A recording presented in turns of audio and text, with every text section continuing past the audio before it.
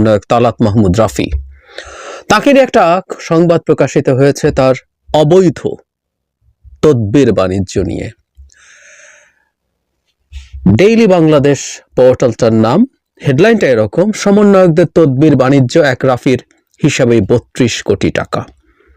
চট্টগ্রামে রাফি কি কি করেছেন ওই সময়টাতে, মুভমেন্টের সময়টাতে, তার সাহসিকতার বর্ণনা দিয়ে শুরু, কিন্তু পরবর্তীতে অনেকগুলো ঘটনা সামনে নিয়ে আসা হয়েছে।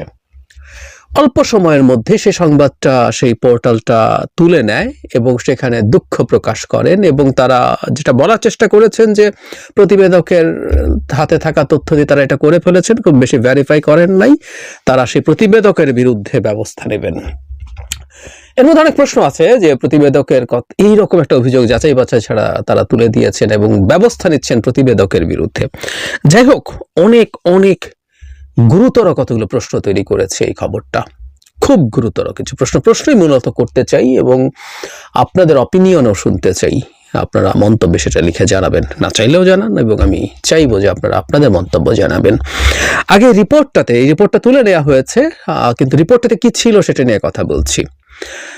যেহেতু তুলে নেওয়া হয়েছে তাদের জায়গা থেকে, তারা অফিসিয়ালি এটাকে অস্বীকার করছেন, কিন্তু রিপোর্টটা খুব বিস্তারিত ধরনের, মানে শুধুমাত্র কিছু ঘটনা বা তদবির করছেন, এটা করছেন সেরকম না। উনি কোথায় গেছেন, কার সাথে গেছেন, কোথায় থেকেছেন, এরকম নানান তথ্য, বিভিন্ন রকম তদবির। যেমন একটা বড় তদবিরের কথা আছে এরকম যে কর ফাঁকি দিয়ে আনা বা কর দিতে না পারা এরকম একটা বিরাট পণ্য চালান কাস্টমস যাতে ছেড়ে দেয়, সেরকম তদবির উনি করার চেষ্টা করেছেন, এই ধরনের অভিযোগ আছে।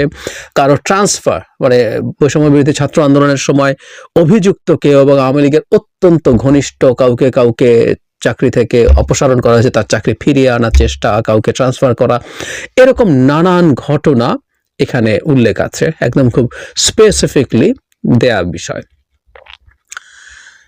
তার অ্যাকাউন্ট নাম্বার, তার অ্যাকাউন্টে কোথায় টাকা আছে, সব তথ্য আছে এখানে। এরকম তার ব্যক্তিগত বিকাশ অ্যাকাউন্টের কথা বলা হচ্ছে, ওখানে 61,320 টাকা আছে, এবং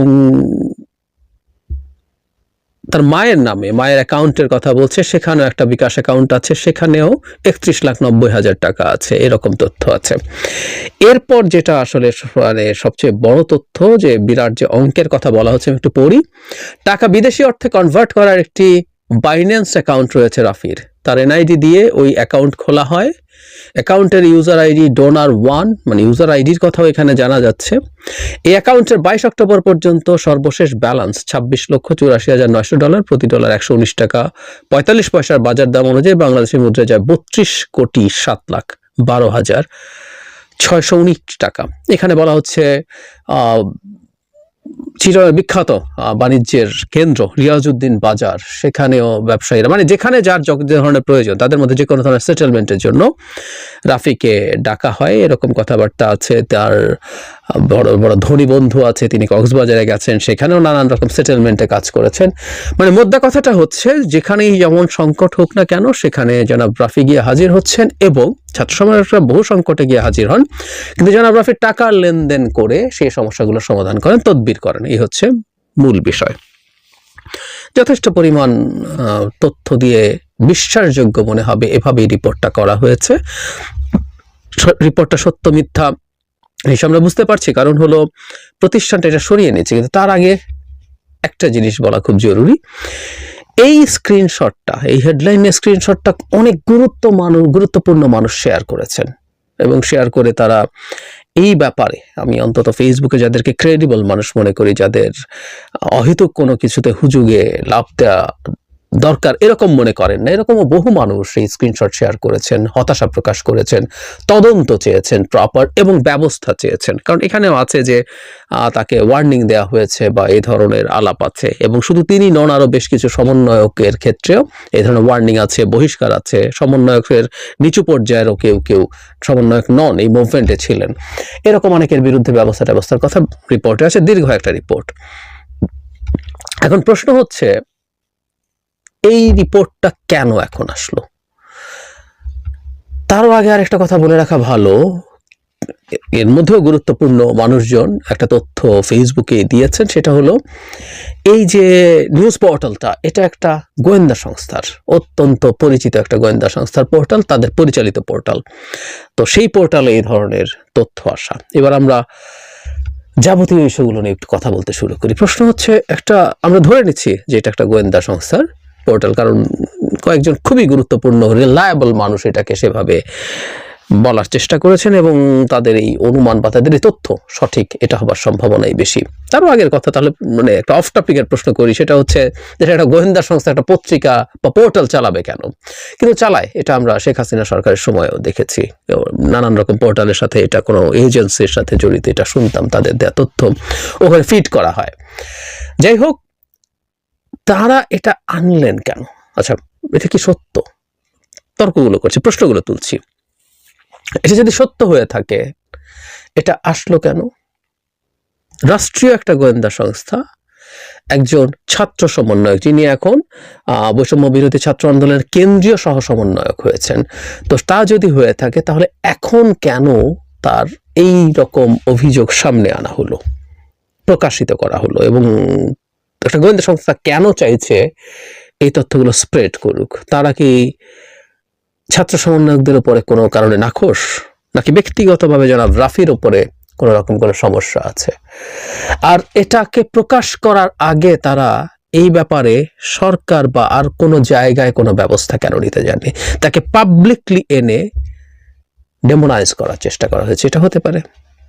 মানে যদি সত্য হয়ে থাকে, রিপোর্টটা যদি মিথ্যা হয়ে থাকে, ওনারা সরিয়েছেন এবং এটাকে মিথ্যা দাবি করছেন, তাহলে প্রশ্ন হচ্ছে, জাস্ট একজন প্রতিবেদক, তারা যেটা বলার চেষ্টা করেছে, জাস্ট একজন প্রতিবেদক মনে করেছে, তাই তার হাতে থাকা তথ্য দিয়ে তারা এরকম একটা রিপোর্ট করে ফেলতে পারেন?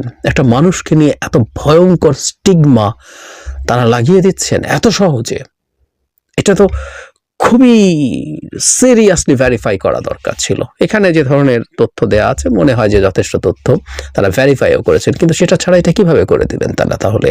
এবং তার জন্য শুধু প্রতিবেদককে দায়ী করা যায়? ওটার সম্পাদক কে আছেন, তার বিরুদ্ধে তারা কি করছেন? কিছুই বলছেন না।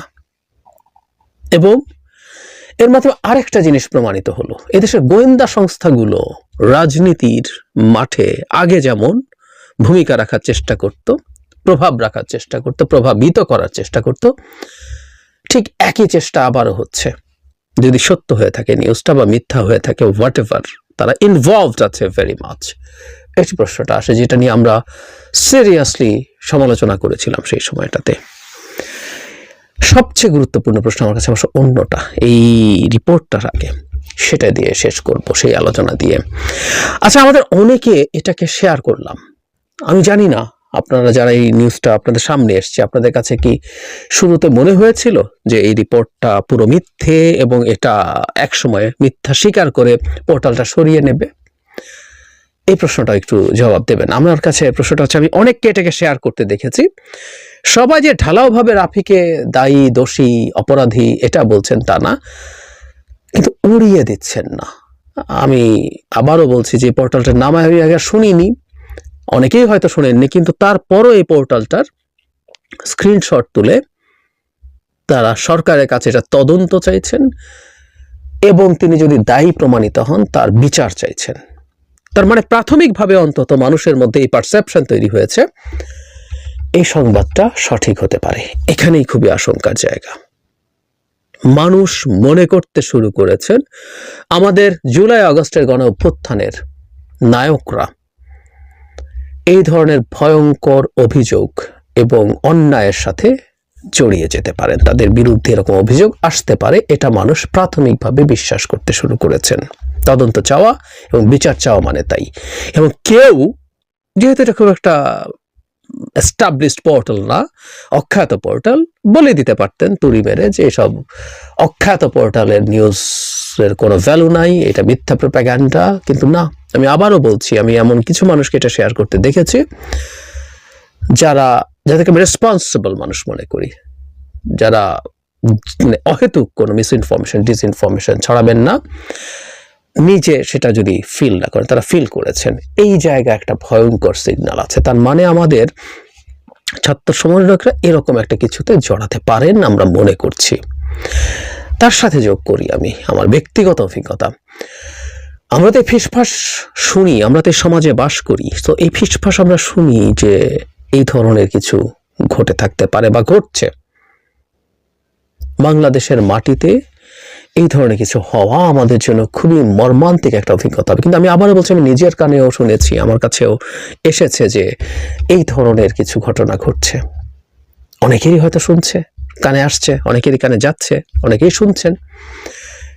সুতরাং খুব বেশি সময় হয়তো লাগবে না যদি এই কথাগুলো স্প্রেড করতে শুরু করে। আমি প্রায় একটা কথা বলি, সামনাসামনিও যখন দেখা হয়, আমি এই বৈষম্য বিরোধী ছাত্র আন্দোলন অথবা নাগরিক কমিটি তাদেরকে একটা কথা প্রায় বলি, তাদেরকে আবারও বলছি, রাজনীতিতে পারসেপশন ম্যাটার করে। বাস্তবতা কি সেটা যেমন গুরুত্ব আছে, মানুষ কি মনে করে সেটারও গুরুত্ব আছে। সুতরাং এই ঘটনায় এটাও একটা গুরুতর প্রশ্ন হিসেবে আমাদের সামনে হাজির হচ্ছে। মানুষ বিশ্বাস করতে শুরু করলো যে আমাদের ছাত্র সমন্বয়করাও এভাবে বিপথে যেতে পারেন।